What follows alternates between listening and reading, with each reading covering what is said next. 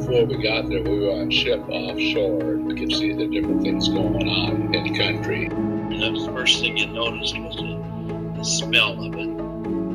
Wildlife was real interesting over there, and the birds were real colorful.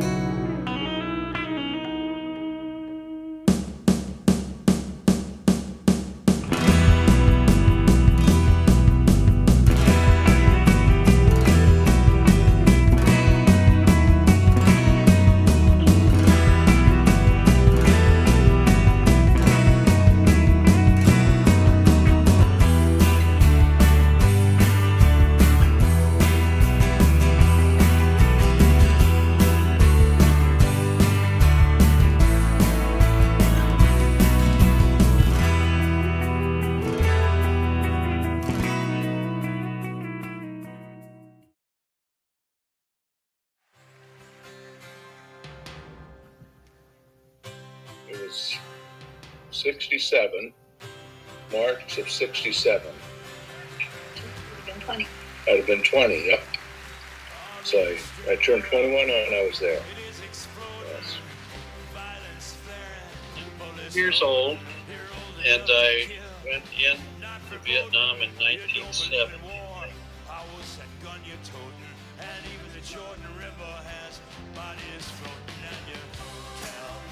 Just the normal draft back then. Registered in high school, and more or less everybody knew that sooner or later they'd be drafted. But yeah, at that time, young men were conscripted. They had to report to the draft boards and stuff by the time they were 18. And I figured that my number had to be coming up pretty soon. And at that time, you could go and enlist and then pick an MOS, or a military occupation specialty.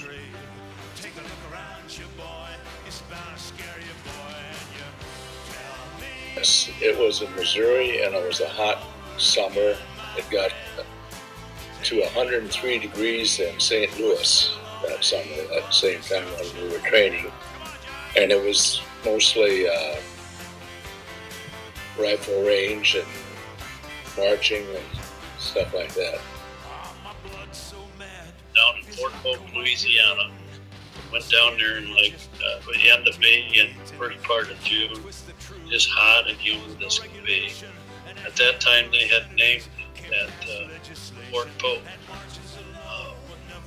Little Vietnam, because that's where they did most of their infantry training.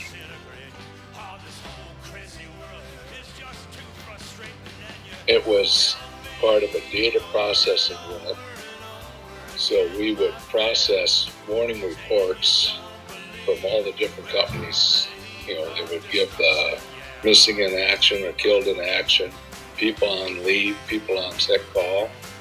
And every day they had to report. We would process that.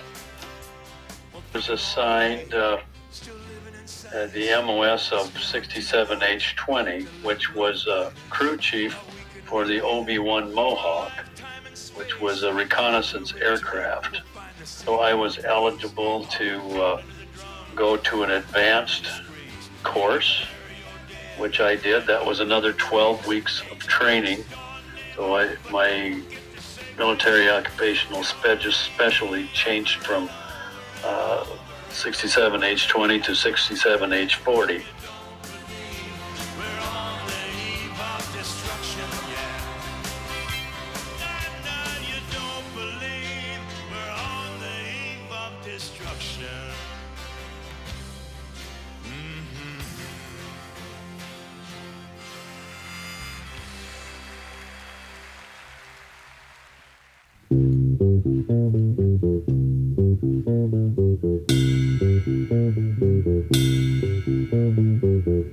In this dirty old part of the A city, lot of the people coming in were coming off college campuses because once they got done with school, then they were drafted.